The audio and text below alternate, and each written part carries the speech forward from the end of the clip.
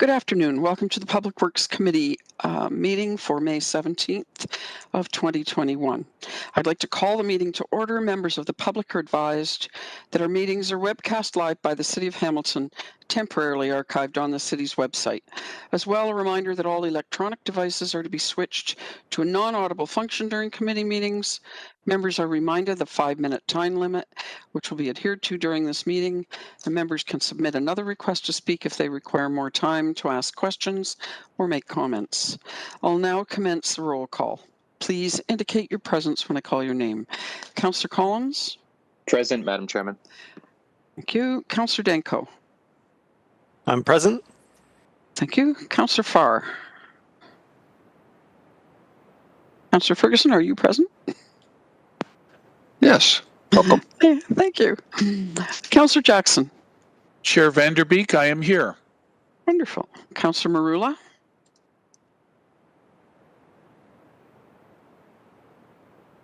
Councillor Marula, are you present? You're on mute. Good afternoon. I'll carry on. Good afternoon, Madam Chair. Councillor Nan. Can you hear me? No? Yeah. Perfect. Hello. I don't see Councillor Nan at the moment. Councillor Pauls? I'm here, thank you. Thank you. Councillor Pearson? Present, Madam Chair. Thank you. And when the others come, we'll just note when they arrive. Madam Clerk, are there any changes to the agenda? Yes, Madam Chair, there is a change to the agenda. We have an added notice of motion, item 12.1, respecting Victoria Park improvements, and that's everything. And that's it. Okay. May I have a mover and seconder to approve the agenda as amended? Councillor Pauls, Councillor Pearson. And we'll require an electronic vote. You can indicate your vote when it comes up on the screen.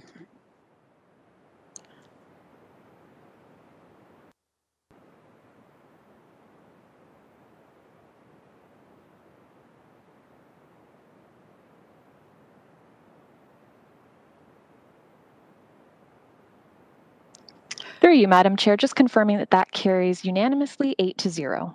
Thank you very much, Madam Clerk. Declaration. Are there any declarations of interest? I don't see any. We'll move on. And approval of the minutes from the previous meeting, which was May 3rd. Could I please have a mover and seconder to approve the minutes? Councillor Pearson, seconded by Councillor Marula. Thank you. Any discussion on the minutes? All right, then we'll go right to a vote. It's on the screen.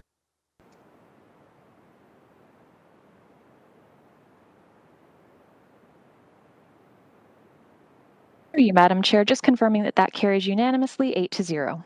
Thank you. And we'll move on to item 7, consent items. May I please have I can't even talk.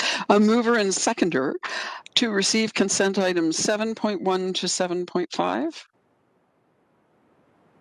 Councillor Pauls, seconded by Councillor Ferguson. Thank you. Does anyone want to speak to any one of these items? Through you, Madam Chair, we do have a speakers list. However, I would just ask if we could call upon Kara Bunn, the Manager of Parks and Cemeteries, to introduce item 7.1 first. Okay, let's do that. Manager Bunn. Through the chair, Kara Bunn, Manager of Parks and Cemeteries. The information report is before you with 2 formal written requests that we had received from Council asking for winter washroom availability. This is an assumed result of increased winter use of parkland due to the pandemic in 2020. Staff are directed by committee and council to bring back information detailing the feasibility of providing winter washrooms, security, and associated capital and operating costs. Traditionally, park washrooms are closed from October 1st to May 1st, which represents approximately 30 weeks out of the year. The total inventory of parks washroom facilities is 55. Most park washrooms are not winterized and require minor or major capital upgrades in order to winterize them. Additionally, staff or contract cleaning with associated operational funds is necessary to open, clean, and close them during the winter months as they are operated in summer months using student labor. In Table 1, we outlined 20 washrooms that can open this winter without a lot of capital cost. Operational cost would be $18,500 per site. Some added costs could apply if snow removal is required where not previously provided. In Table 2, we have an added list of washrooms that could open this winter with some capital costs in the range of $3,000 per site. Additionally, all washrooms in Table 1 and 2 would incur capital security infrastructure costs, which are $7,500 per washroom. The total capital cost for Table 1 is $150,000, which represents a capital security infrastructure for these 20 sites.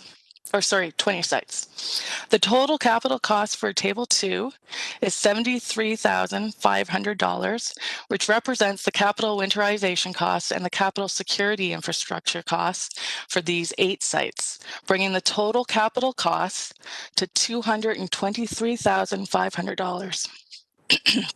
Excuse me. The total annual operating cost for all locations in Table 1 and 2 is $518,850 for 28 washrooms out of an inventory of 55. The remaining 27 washrooms facilities will require a significant amount of capital greater than $10,000 per site to winterize them and are not recommended at this time. Should they be rebuilt at some point, we would ensure they were winterized. The listing of existing winterized locations does not necessarily represent the most appropriate locations to open year-round washroom facilities. Site selection for operating and winterizing washroom facilities should be prioritized sites that are heavily visited, have a historically low incidence of graffiti, vandalism, and illegal activity, and are located near winter skating facilities or trails. We also provide alternative portable washrooms for consideration that can be used to enhance existing winter washrooms and can be used instead of permanent facilities. The price per unit is $200 for delivery and removal, and then the 30-week rental fee per unit has been provided, showing 2 options, which represents a difference in cleaning frequency. Option 1 has the portables cleaned twice per week for the 30 weeks, which represents $9,375, which is the current service level used by some neighboring municipalities. And option 2 has the portables cleaned 2 times per day, and that cleaning fee will cost $80,625, which is the current pandemic level of cleaning. We are here today with our facilities partners and are happy to answer any questions about the report, costs, and security. Thank you. Thank you. Questions of Manager Bunn? Councillor Farr? So Kara, there's no recommendations here today. Is that something you would like us to digest and come back at, or would it be pertinent here today to ask you, based on that very informative oral presentation, to do such a thing? Is that something you could do through you, Chair? I wouldn't be prepared, through the chair, I wouldn't be prepared to bring a recommendation today. We'd have to go back. We'd like to talk to each of the councillors. Yeah. Okay, well, yeah, that's even better to consult with the councillors, particularly those with wards on your tables, 1 and 2, I'm thinking. Much appreciated. I think Councillor Jackson was looking to get on too, so I'll cede the floor, let him go, and leave it at that. And hopefully we head in that direction where we could get a report back with recommendations after consultation. Thank you. Thank you, Councillor Farr. I do apologize to Councillors Danko, Jackson, and Pearson. I do see that I'm supposed to be checking the chat now for the lists. And so, as you can see, I'm not doing this from the council chambers. I'm doing it from home today, my home office. So I have just a little learning curve here. I'll get better. Councillor Danko, you were first on the list, so my apologies. Thank you, Madam Chair, and no apologies necessary. So through you to Manager Bunn, so the capital cost, $223,000, that would be just one time to get these winterized and running. But I think more the issue then would be the operating costs, around $520,000 annually. That's a fairly substantial cost. Are there any particular reasons why that operating cost is so significant? Manager Bunn? Through the chair, if you look at Appendix B, there is a substantial list of things that are included in that cost. It's the cost of cleaning twice a day with a contractor, having them open and close the washrooms. We're assuming 30 weeks with every day, 7-day service. There's the cost of stocking the washrooms, some security costs for people to come by. There's quite a few items on that list, so that it does add up, and we've provided the full breakdown in that appendix. Councillor? Thank you. Is that 30 weeks is roughly half the year? So is that basically prorated to what the summer costs are for operating washroom facilities, or is it different because it's winter? Through the chair, we have taken a different approach. In the summer, we use student labor, but we don't have that available throughout the winter, so these represent the contracted cost. Councillor? And my apologies if you don't have this number offhand, but what is the normal operational cost for the summer washroom facilities? Just for comparison. Through the chair, I don't have that number in front of me, Okay. but I can follow up with you on that. Okay. And then you went over the use of portable facilities instead of retrofitting the permanent facilities. And I might have missed it in your intro there with the total cost for that. Sarah?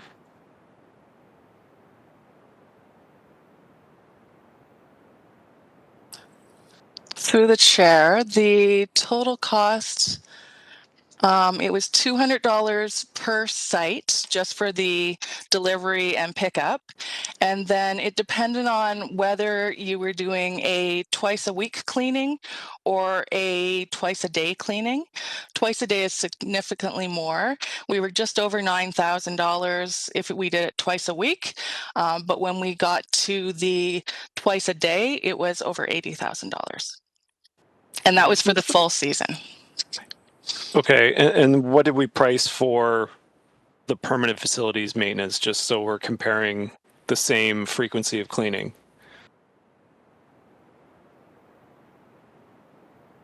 We priced it for 2 times a day, through the chair. So 2 times a day for the same thing for the portable facilities, sorry, was what? Just over $80,000. In total. Correct. So it's significant cost savings to go with portable facilities, but probably not as user friendly. Final question, Madam Chair, is in the report and in your introduction, Manager Bunn, you spoke about prioritizing some locations for winter use. Are there any particular locations that come to mind that would be the most suitable, that have current winter use, that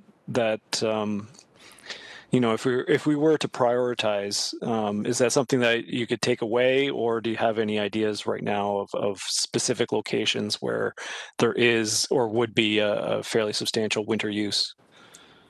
Through the chair, we do have some areas that we thought were significant. So the areas down by Bayfront, we did open Gardshore Thompson Building, and that was used pretty heavily throughout the winter because there's a lot of people there. Other parks like TB McQuestion is quite heavily used throughout the winter. So we would look at it on a case by case and see which ones had heavy winter use and weren't going to end up with a lot of vandalism.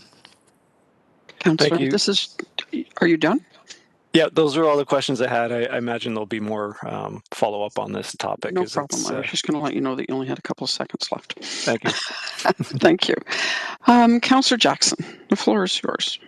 Thanks, Chair Vanderbeek, and likewise, you never have to apologize to me. I know when Councillor Farr waves at people, he's larger than life, and everyone immediately gravitates to him. So thank you, Chair Vanderbeek. Manager Bunn, thank you so much. I don't want to lose, Chair Vanderbeek, I don't want to lose sight of this report. It's here just for information, but it's for me too valuable to just lose sight of.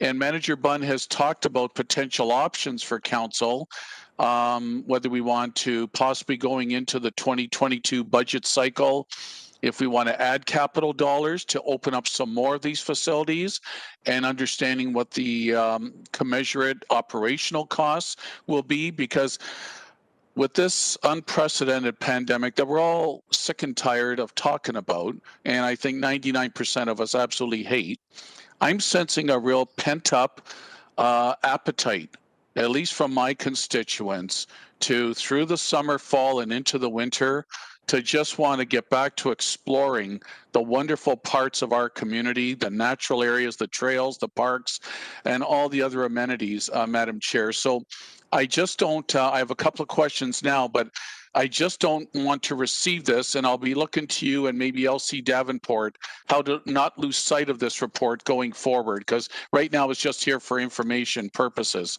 So through you two, as you and maybe LC Davenport contemplate that, please, and obviously only if committee colleagues support that. So, Kara, just to be crystal clear, currently 55 standalone facilities across the entire city, of which 20 of them represented on table 1 are already winterized, correct? Through the chair, that's correct. So you don't need to spend any more money on those 20 because they're already winterized, correct? Through the chair, that's correct. Okay, so now going to table 2, were these your professional top 8 more that if council wanted to add additional capital and operational dollars, these are 8 that you would recommend professionally through you, Madam Chair? Kara? Through the chair, this is a list that our facilities partners gave to us, and it was their recommendation that we could put limited capital dollars in and open them. Anything that was over $10,000 in capital was not included in this list. So these 8 are under $10,000. Is that what I just heard, or did I misinterpret that? Correct. Through the chair, these ones are under $10,000 each. Now, Madam Chair, for those colleagues of mine on committee that would not be familiar, Councillor Pauls and I have been working very closely with all staffs and our outstanding 40 citizen member Mountain Drive Park Redevelopment Task Force for the last 6 months. I see Mountain Drive Park on here, and my understanding was, Kara, that would be demolished, that decades-old dilapidated washroom building, and a brand new one would be built in its place. That is still moving forward, pending the task force's final work. Through you, Chair Vanderbeek. Kara? Through the chair, I think facilities could speak further to that. Perhaps Rome would be able to speak to it. Rome, Oh, I didn't realize Director D'Angelo was with us. Sorry. Through the chair, it's Rome D'Angelo, Director of Energy, Fleet and Facilities. Councillor Jackson, you are correct. We're proceeding with a new build at Mountain Park, and we have this on the list as an ideal site for washroom access into the winter months, and that's how we'll design the new build in the future. Okay, thank you for that reassurance, and that's all through community engagement, as you know, Director D'Angelo as well, so thank you for that. And Madam Chair, on the Appendix A, security details, graffiti, vandalism, some concerns, CTV cameras, can I just ask parochially real quickly, Kara or Director D'Angelo, you know I gave some capital dollars last year during the pandemic to install CCTV cameras at Liscar Park that has a washroom building beside the bocce courts, but is available for all park users. Has that been completed, please, through you, Chair Vanderbeek? Room? Through the chair, Councillor Jackson, we are working through that process right now. As you're aware, there is a 2-year pilot, and I know the Lisgar project's outside of that 2-year, and we've accelerated that based on the motion or the funding that you've provided. So I'm not 100% sure if it's completed, but we are in the process. What I'll do is I'll follow up with staff and provide you an email at the end of today on what the status is on that particular park. Thank you, Director. Sorry to have caught you off guard. I just thought, in light of the fact it was generated and approved from last summer, I was just hoping for the best of news, but you can report to my office after today's meeting. So, Madam Chair, just to finish then, procedurally, this is too valuable a report. I'll repeat what I said. I know from my community standpoint, people are going to be craving social recreational activity, and they just don't want to shut it down during the cold winter months because a lot of people will want to have that healthy activity. Let's make facilities available to them as much as possible. Thank you, Chair Vanderbeek. Thank you, Councillor Jackson. Madam Clerk, did you have anything that you wanted to share about what could be done to make sure we don't lose sight of this report? It's going back to staff. Through you, Madam Chair, this is Alicia Davenport from Clerks. I would recommend if Councillor Jackson wishes to refer specific parks to the 2023 capital and operating budget, not to lose sight of them.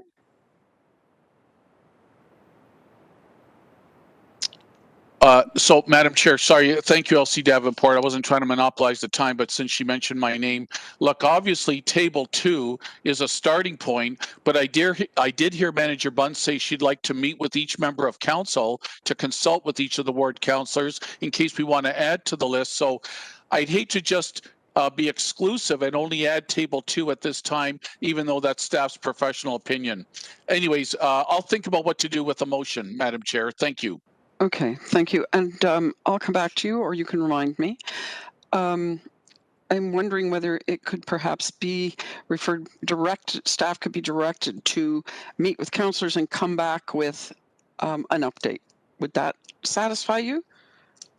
Okay, so would that be something that we could move after we've accepted this report, or do you want to make it a motion on the report? Madam Chair, I'll wait till your speakers list is exhausted, and then I like the direction you suggested. Thank you. I'll come back. Okay, that's what I'll do. Thank you. And Councillor Farr, I did see that you wanted to second it. Yeah. Did you have something else? Yeah, if it's a motion or just direction, I think Councillor Jackson's bang on, and it's a referral with further consultation with the ward councillors. And I'd be happy to second if it is a motion. If it's just direction, that's fine too. Thank you. And thanks to Kara. Great report. Good. Thank you. All right. So, Councillor Pearson, you have the floor. Thank you, Madam Chair. And I agree with Councillor Jackson, and I would have seconded that as well. I think it would be valuable for us to have one-on-one conversations with staff with regards to the report. I know 2 parks that are in Ward 10 are listed, Ferris Park and Sherwood Park, that are already winterized, but I believe they're mostly used by the user groups that are near those facilities. So Sherwood Park would be the soccer group, and Ferris Park would be a bocce facility. So I'd certainly like to get more information and discuss it with staff, and certainly highlight points in the report that I will go over at the appropriate time. So I will support that motion. Thank you, Madam Chair. Thank you, Councillor Pearson. And the last speaker I have on the list is Councillor Nan. Thank you, through you, Chair Vanderbeek. Also supportive, thank you to staff for preparing the winterization of public washrooms report. Probably just adding to the chorus of councillors at this point, saying that we're hearing loud and clear from residents about the need to access washroom facilities throughout every season of the year, especially as our residents enjoy our parks in this pandemic and post-pandemic as well. And also did appreciate the direction around consultation, as I believe that there was a recommendation or exploration on the table that looked at baseball diamond bathrooms in Gage Park. I think given the tropical greenhouse, there might be a need for playground facility bathroom to be prioritized versus that one, but happy to take that offline and participate in the consultation of the motion that's coming forward. Thank you. Great. Thank you. That was my last speaker on the list. Let me see. Are we going to, I'm sorry, Councillor Pauls, did you want to speak?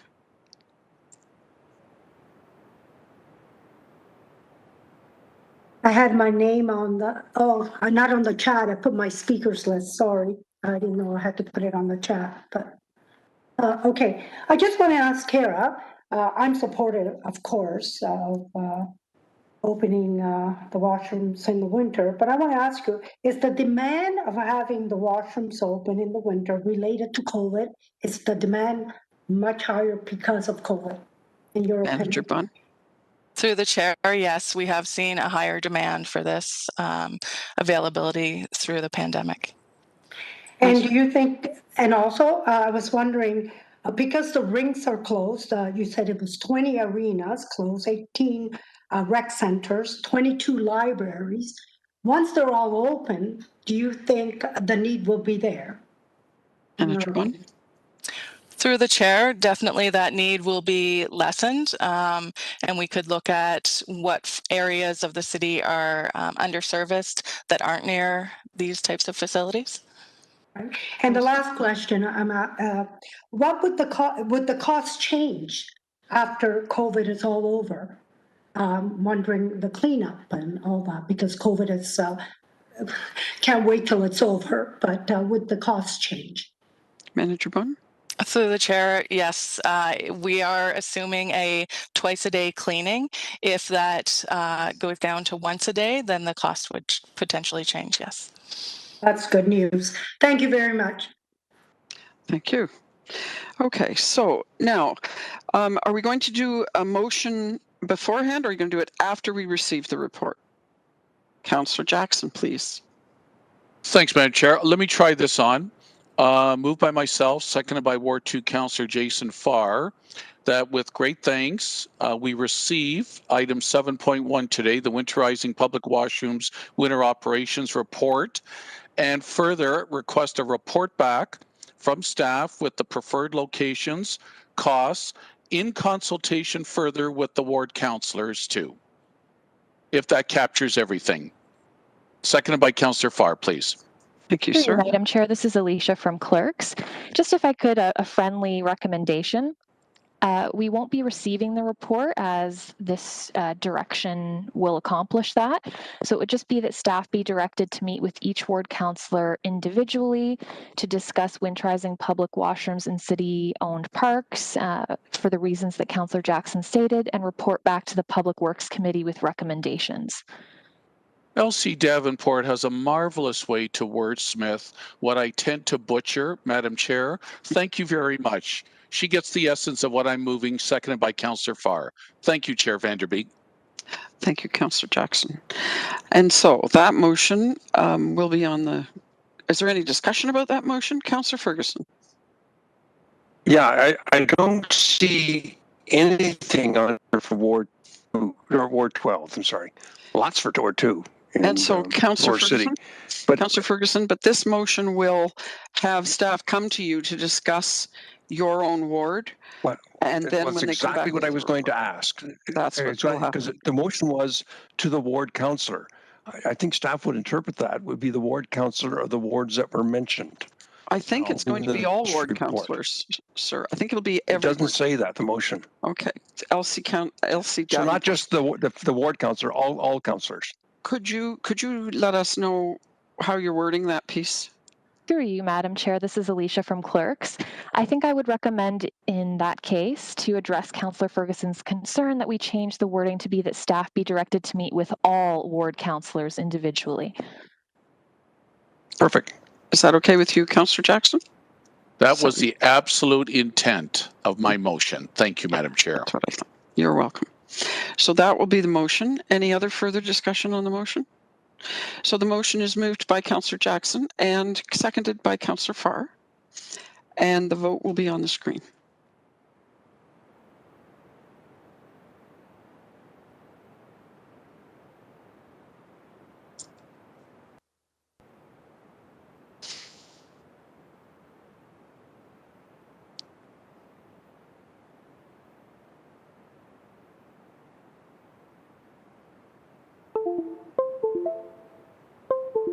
Through you, Madam Chair, that carries unanimously 10-0.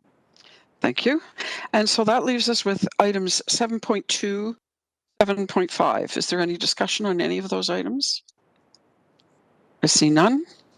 So we'll have a vote to receive consent items 7.2 to 7.5, and that should be on your screen right now.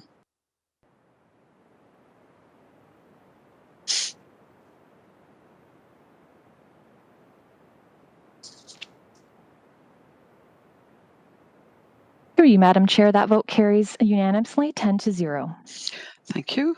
And so we'll be moving on to item 10, which is items. And 10.1 is the Hamilton Water Subcommittee Report 21-001 from May the 3rd of 2021. May I please have a mover and seconder to put the report on the floor? Moved by Councillor Pearson, seconded by Councillor Danko. Any discussion on that report? Councillor Ferguson? Yes, I couldn't let this go by without recognizing not only the director, Dr. Grice, but all employees and contractors on that site. This is a far bigger than the Red Hook Creek Expressway, biggest project ever undertaken by the city. 0 lost time injuries, outstanding. And while we always strive for that, most times it doesn't come to fruition. So I just want to publicly offer my congratulations to everybody working in that site for meeting this safety milestone, which is very, very significant. In addition to the project being on budget too. So congratulations to Andrew and the entire team. That's all. Thank you, Councillor. I see no further speakers. So we'll vote on, we'll require an electronic vote. And we're voting on 10.1.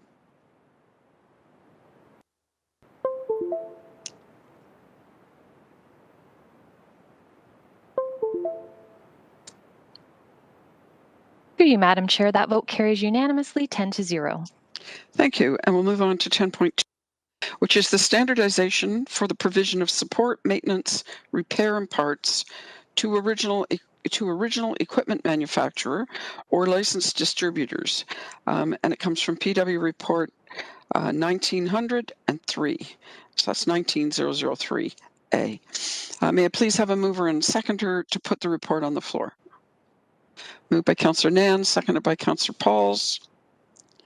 And is there any discussion on item 10.2? Seeing none, we'll go to an electronic vote. Please indicate your vote when it's on the screen. There it is.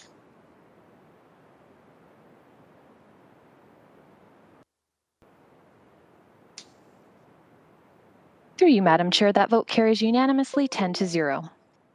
Thank you. 10.3 is the pilot HSR bus stop at the southwest corner of Rymel and Derby.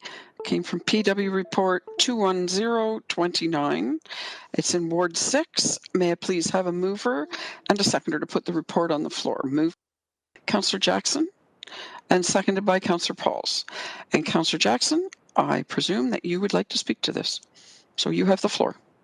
Madam Chair, thank you. Councillor Pauls, would you possibly mind Councillor Danko, who had tremendous interest in this bus stop from where he used to grow up on the East Mountain, if you recall, a year ago, I would dearly love for him to second the continuation of this bus stop at Rymel and Derby that staff have recommended. Allow it to continue until the time that Rymel Road between Dartnall and Upper Sherman will be part of the environmental assessment and hopefully expansion to the 5 lanes, which then Manager Vanderheid of the HSR has said can be reviewed further at that time. We're all trying to build up ridership of public transit, and Councillor Danko's passion for this stop in supporting me a year ago after his questions, I know he would like to second it. If you don't mind, Councillor Pauls. Thank you. No problem at all. Thank you, Madam Chair. Okay. Is there any further discussion on this? I don't see any, so we'll go to a vote. So this is moved by Councillor Jackson, seconded by Councillor John Paul Danko. Just in case you missed that.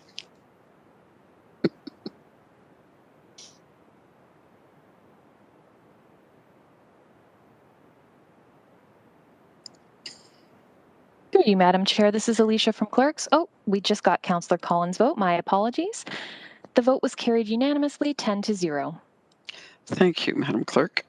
Item 4 is the award of a request for proposal C11-46-20, management and processing of the City of Hamilton's green cart material from report PW 21026.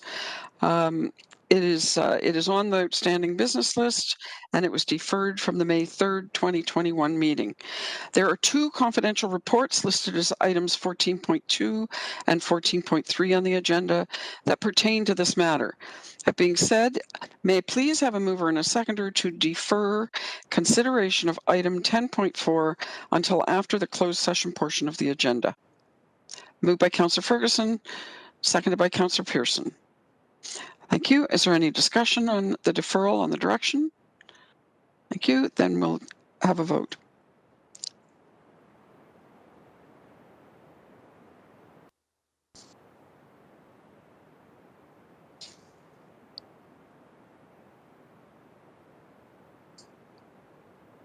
Through you, Madam Chair, that vote carries unanimously 10-0. Thank you. We'll be moving forward to item 11, which is motions. So item 11.1 is a speed limit reduction on the North Service Road between Fruitland Road and Dewitt. It applies to Ward 10. Councillor Pearson, please introduce your motion. Thank you, Madam Chair, and I will ask if Councillor Collins would be kind enough to second it for me. It's moved by myself, second by Councillor Chad Collins. Safety review on North Service Road between Fruitland Road and Dewitt Road, Hamilton, Ward 10 revised. Whereas current speed limit on the North Service Road is 60 kilometers an hour, and whereas a new condo development has been completed on the east side of the North Service Road in the area of Lakeview Drive, and whereas the developer is installing a pedestrian crossover to assist in facilitating the crossing of pedestrians to Bayview Park, that actually should be Bayview West Park, and there are concerns with vehicle speed and pedestrian safety. Therefore, be it resolved that the transportation operations and maintenance staff be directed to reduce the speed limit on the North Service Road between Fruitland Road and approximately 350 meters east of Dewitt Road to 40 kilometers per hour. And if I could just give a few points just for my colleagues so they understand the issue here. Please do. Thank you, Madam Chair. So thank you to my colleagues. This has been one I've been working with the developer, this is the Como and Mist development in Ward 10 Stony Creek. Beautiful developments going ahead. And there is a park across the street in this vicinity, though. It goes around a bend, stopping almost at a three-way intersection and then continues on to Fruitland Road. So it is a dangerous section as far as the bend for traffic coming around. The North Service Road still accommodates transport trucks, large buses, etc., for sightseeing buses, different things like that. So it's a heavily used road. Back in 2018, we had the speed limit reduced in the areas where there is development to 60 kilometers an hour from 80. So I'm asking that this particular section, which, as I said, is around a bend, be reduced to 40 in the interest of saving lives and safety. And the developer is also. Actually, it's the developer that brought it to my attention, is very, very supportive of this occurring. So I thank everyone for your support in this. And Councillor Collins for seconding it. Thank you. Any discussion on this? And we'll move right to a vote. Electronic vote will be on your screen.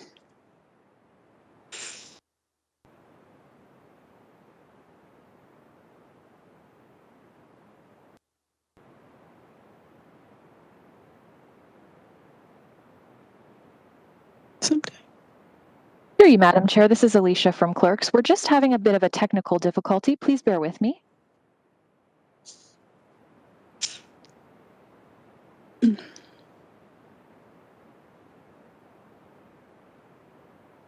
There we go. Thank you. Thank you.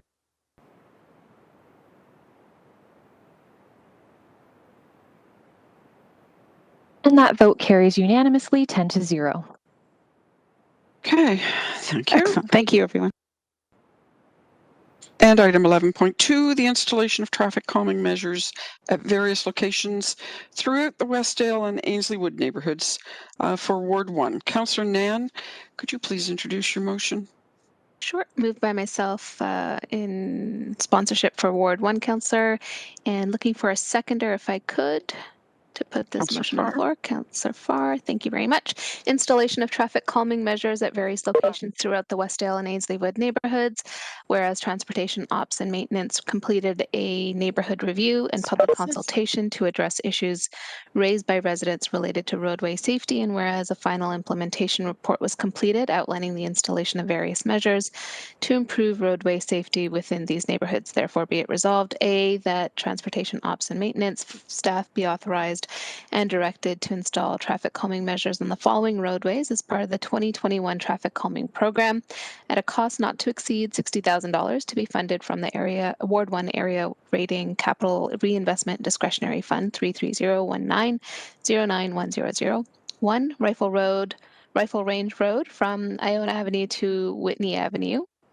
2 speed cushions. 2 Glenmont Avenue from Kingsmount Street South to Leland Street, 2 speed cushions. 3 Klein Avenue South from Arkle Street to Barclay Street West, 1 speed cushion. 4 Longwood Road North between Franklin Avenue and Glen Road, 3 speed cushions, and 5 Emerson Street and Rifle Range Road, 2 permanent dynamic speed signs. And that B, Transportation Operations and Maintenance staff be authorized and directed to finalize the 2 bump out designs in consultation with Landscape Architectural Services on Sanders Boulevard at Cottrell Street and Hollywood Street North, and construct in 2022 at a total cost not to exceed $40,000 to be funded from the Ward 1 Area Rating Capital Reinvestment Discretionary Fund. C, that the Transportation Operations and Maintenance staff be authorized and directed to retain a consultant to undertake a feasibility study and complete technical designs for the installation of a raised intersection at King Street West and Hayden Avenue North, at a cost not to exceed $150,000 to be funded through the Ward 1 Area Rating Capital Reinvestment Discretionary Fund. And that D, the mayor and the city be authorized and directed to execute any required agreements and ancillary documents with such terms and conditions in a form that is satisfactory with the city solicitor. Thank you. It's before committee. Thank you. Any discussion on any of that? Councillor Ferguson. A question to Mr. Director. So, Director, what is a raised road? I'm just trying to find it now. Yeah, you call it here a raised intersection at King and Haddon. What is that? Who's on here? Is Gord McGuire on here? Our Director Soto generally looks after this stuff. Edward. I'm sorry. I don't see Edward on here. Edward, are you I see him. I am through you, through the chair to Councillor. Raised intersections are a common form of traffic calming used on lower speed roadways. The intersection itself is elevated in comparison to the roadway itself, so it's acts like a speed cushion in all 4 directions. It's raised to the point where the sidewalks as well as the crosswalks are generally at a higher level, so it provides a traffic calming effect. So this would be like a speed cushion going on King Street then, would it? Edward? Through the chair to the councillor, the intersection itself is elevated. It's like I said, it's a more common use form in other cities. I don't believe we only have one, I believe, and I think it's in Dundas at the current time. But yeah, it would act as a traffic calming device. So it'd be physically calming traffic on an arterial road, which would be King Street, correct? I'm trying to picture it, whether the raised part's on Hollywood or whether it's on King Street. Through the chair to the council, the entire intersection will be at a higher level. The recommendation is to look at the feasibility of it. So we would look at the various grades coming at all the approaches and then come back with a design. Yeah, I'm not familiar with Hollywood. Would that be impacted by the future LRT? Through the chair to the council, no, it would not.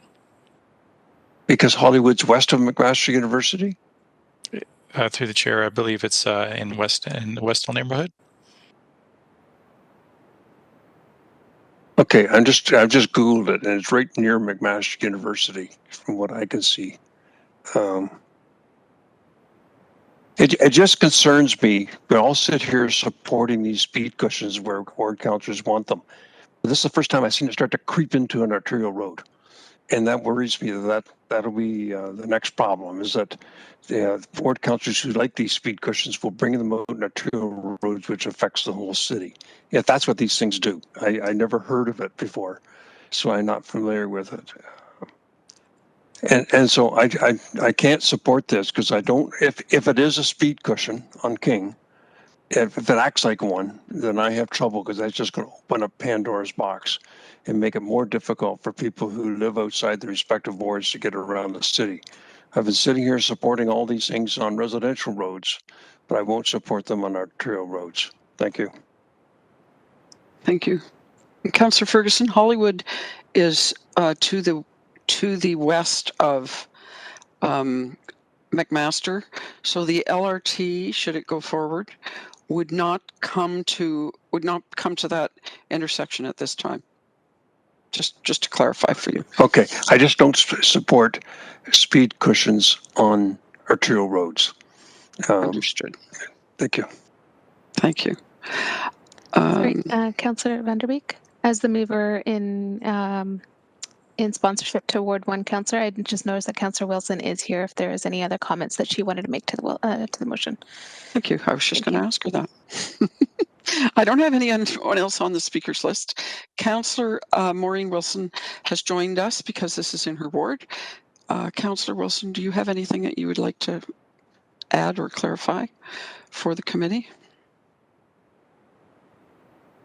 Thank you for clarifying that location of Hollywood. It's in the neighborhood of Ainsleywood North, which is west of Tally Ho. A great west of Coots icon. Yeah. Yeah. Thank you. Thank you. All right. I don't see any further speakers, so we'll go straight to the vote. Thank you.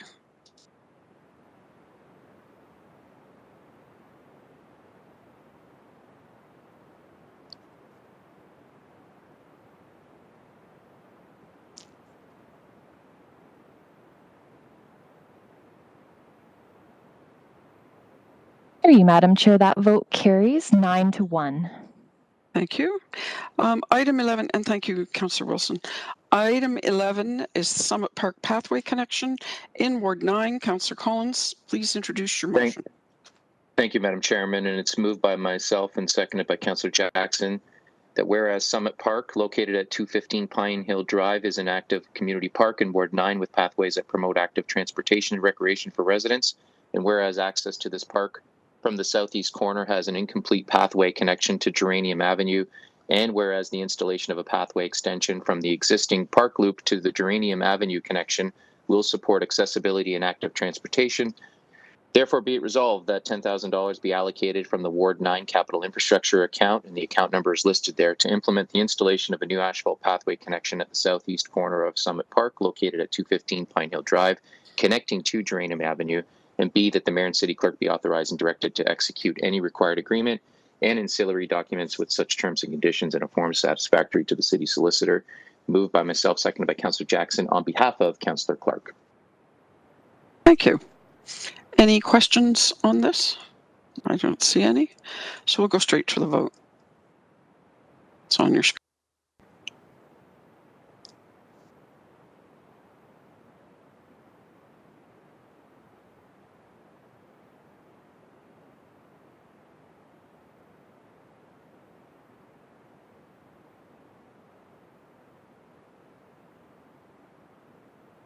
Through you, Madam Chair, that vote carries unanimously 10-0. Thank you. Item 11.4 is Glenside Path lighting improvements in Ward 1.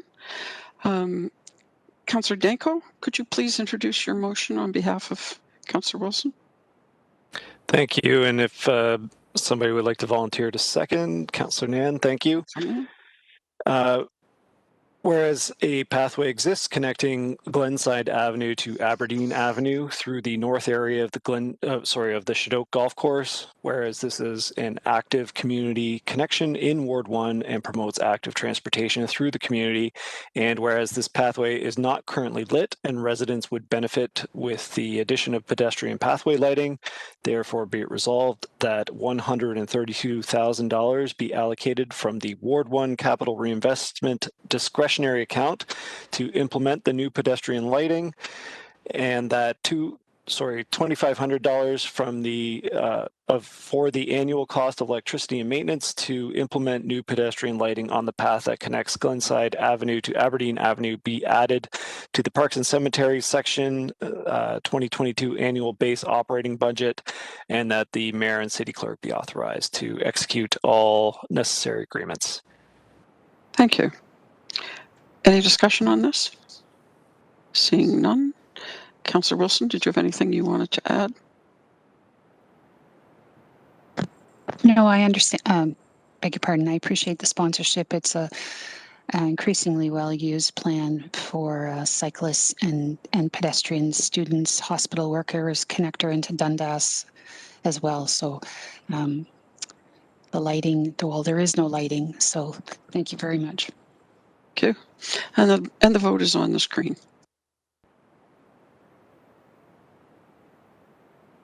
Through you, Madam Chair, the vote carries unanimously, 10-0. Thank you. And item 11 is the installation of traffic calming measures on Broker Drive between Upper Ottawa Street and Mountain Brow Boulevard for Ward 6. Councillor Jackson, could you please introduce your motion? Thank you, Madam Chair. And if Councillor Danko doesn't mind this time, Councillor Pauls wanted to desperately second this motion of mine. So moved by myself, seconded by Ward 7 Councillor Esther Pauls, installation of traffic calming measures on Broker Drive between Upper Ottawa and Mountain Brow Boulevard. Whereas residents of the Huntington and Kings Forest Drive communities are requesting the installation of speed cushions along Broker Drive to address roadway safety concerns as a result of speeding and cut-through traffic, and whereas there is an elementary school, city community rec center, 2 parks, and the multi-use recreational Mountain Brow Boulevard Trail, resulting in many residents walking, cycling to these neighborhood generators. Therefore be it resolved, A, that transportation operations maintenance staff be authorized directed to install traffic calming measures on Broker Drive between Upper Ottawa and the Brow, 6 of them, as part of the 2021 traffic calming program. This fall's application, B part, all costs associated with the installation of the traffic calming measures on Broker between Upper Ottawa and the Brow be funded from my Ward 6 minor maintenance account, the numbers listed there, at an upset limit, including contingency not to exceed $36,000, and C, the mayor and city clerk be authorized, directed to execute any required agreements and ancillary documents as such terms and conditions are satisfactory to acting city solicitor Michael Kine. And Madam Chair, I'd like to thank once again, as always, Superintendent Dave Ferguson from Traffic for his guidance and reviews, for Elsie Davenport and her procedural help on the language of my motions. And from the community standpoint, all these requests that many of you have seen from Ward 6 during this term of council, if not all, have been community-driven, grassroots-driven. I want to thank the families of Paul and Shelley Kelly, Andrea Madden, and Adam and Brittany Bayless, who all live on Broker Drive, on behalf of the many other families for this initiative. I'm proud to support it. Seconded by Councillor Pauls. Thanks, Madam Chair. Thank you. Any discussion on this? I don't see any, so we'll put the vote on the screen, please. There it is.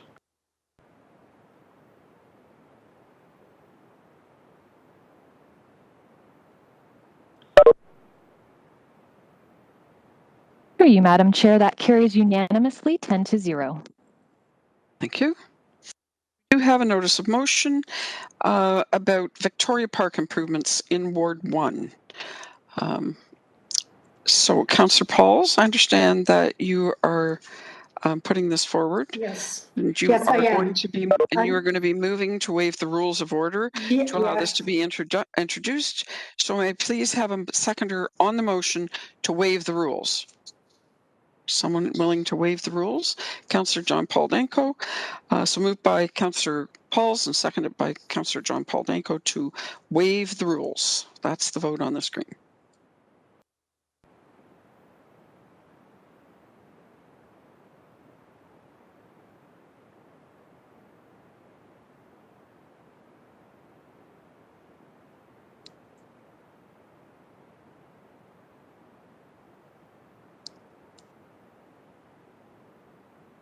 Through you, Madam Chair. This is Alicia from Clerks. Just waiting on a vote from Councillor Farr, please.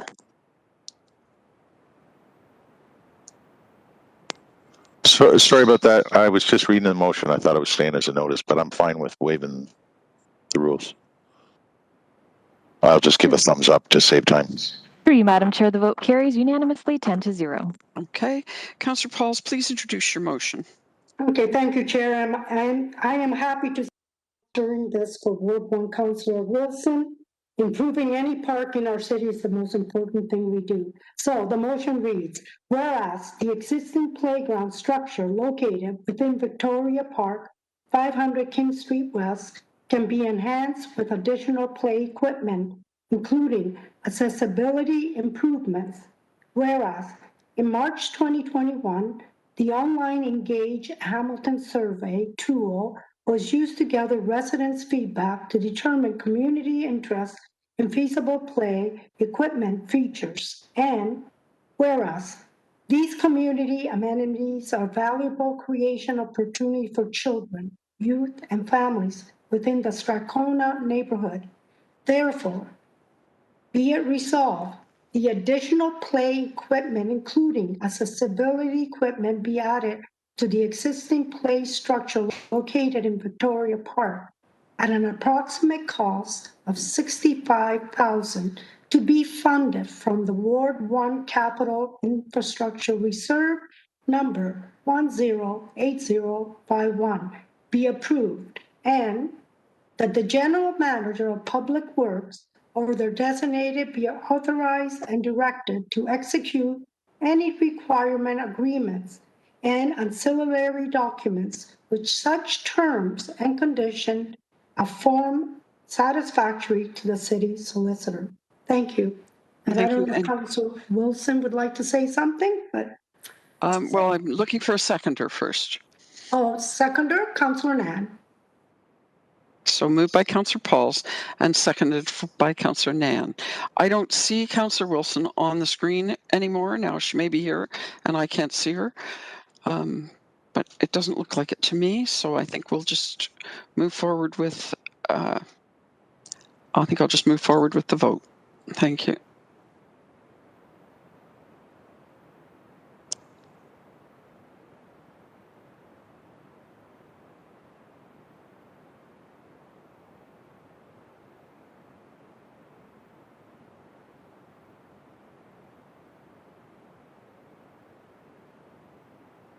Through you, Madam Chair. The vote carries unanimously 10-0. Thank you. And item 13, general information and other business. Item 13.1 is amendments to the outstanding business list. And you can see the date changes, the road safety review, a COVID-19 recovery phase mobility plan, and a stormwater gap evaluation. May I please have a mover and seconder? Moved by Councillor Pearson, seconded by Councillor Ferguson. Thank you. To approve the amendments to the outstanding business list. Is there any discussion on any of those items? The vote is on the screen.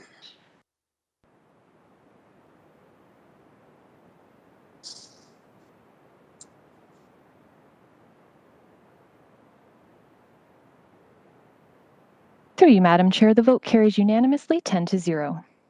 Thank you.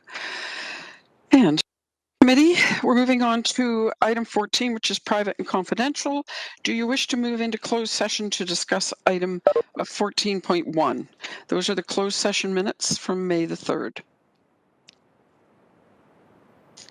If no, then may I please have a mover and seconder to approve the closed session minutes of May the 3rd as presented. Moved by Councillor Pearson, seconded by Councillor Farr.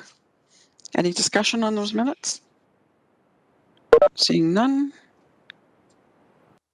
Screen.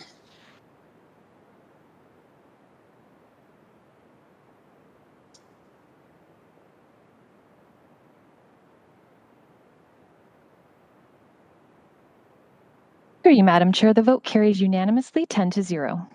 Thank you. And we do other items, 14.2 and 14.3, which we will have to move into closed session for. So may I have a mover and seconder to move into closed session respecting 14.2 and 14.3? Moved by Councillor Ferguson, seconded by Councillor Pearson. So we will be moving into closed session respecting items 14.2 to 14 and 14.3 pursuant to section 9.1 subsections E, F, and K of the city's procedural bylaw 21-021 and section 239.2 subsections E, F, and K of the Ontario Municipal Act 2001 as amended, as the subject matters pertain to litigation or potential litigation, including matters before administrative tribunals affecting the municipality or local board.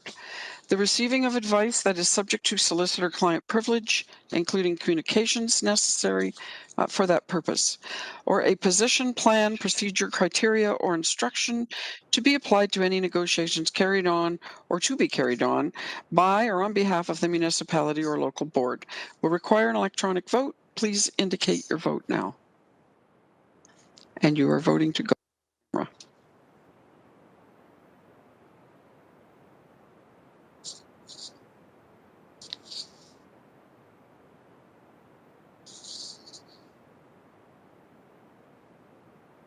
Through you, Madam Chair, just waiting on a vote from Councillor Pauls.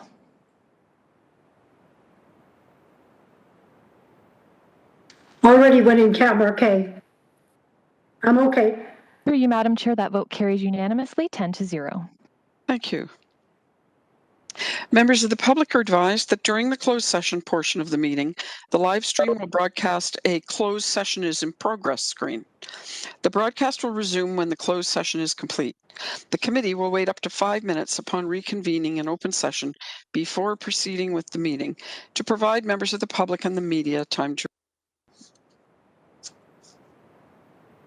I would now ask all members of the public and staff who are not directly related to items 14.2 and 14.3 to please exit the WebEx meeting. Thank you.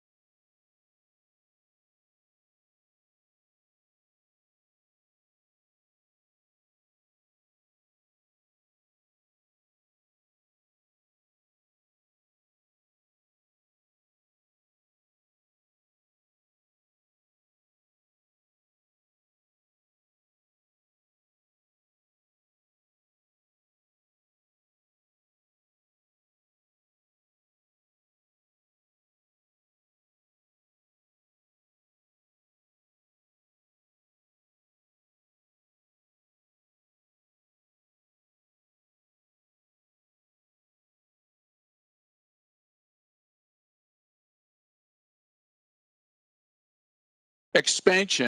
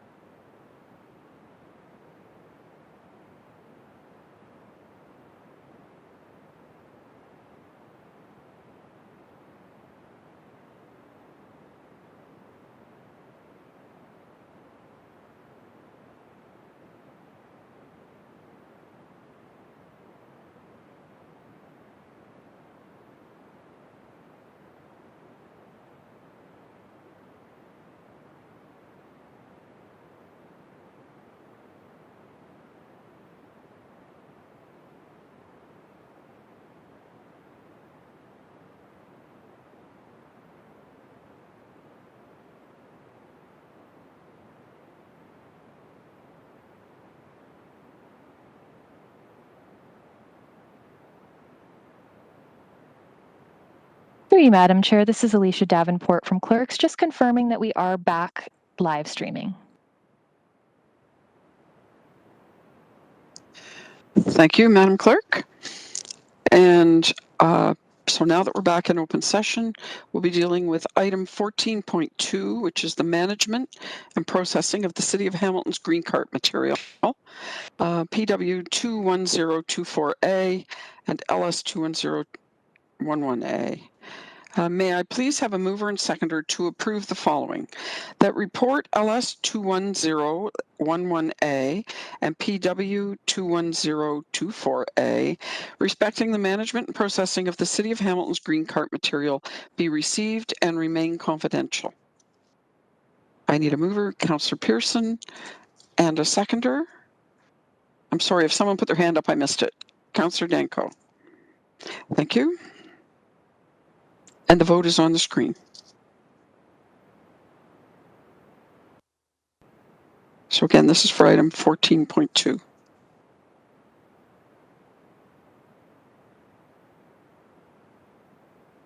Through you, Madam Chair, that vote carries unanimously 9-0. Thank you. And item 14.3, management and processing of the City of Hamilton's green cart material.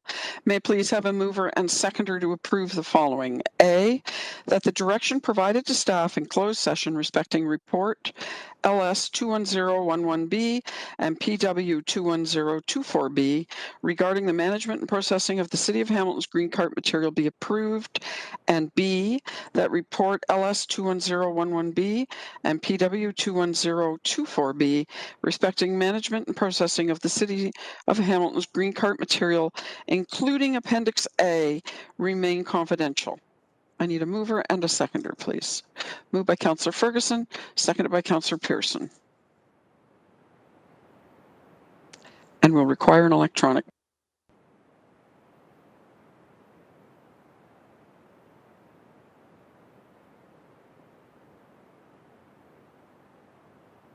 Through you, Madam Chair, that carries unanimously 9-0. Thank you.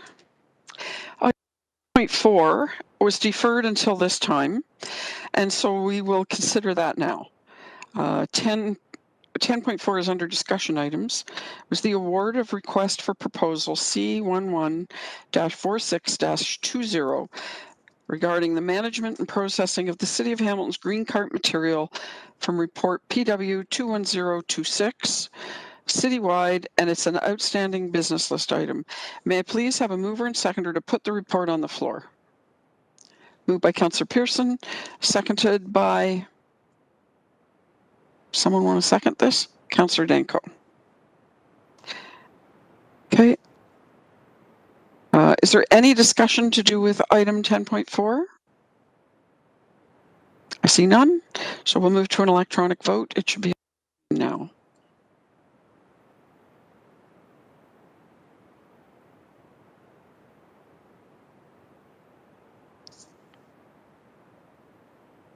Through you, Madam Chair, that vote carries unanimously 9-0.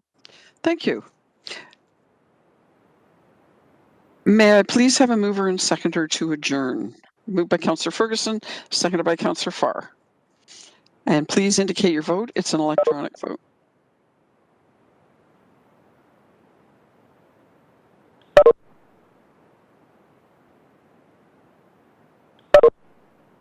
And through you, Madam Chair, that carries unanimously 9-0. Terrific. Thank you for attending this Public Works Committee meeting. Have a wonderful afternoon and a better evening.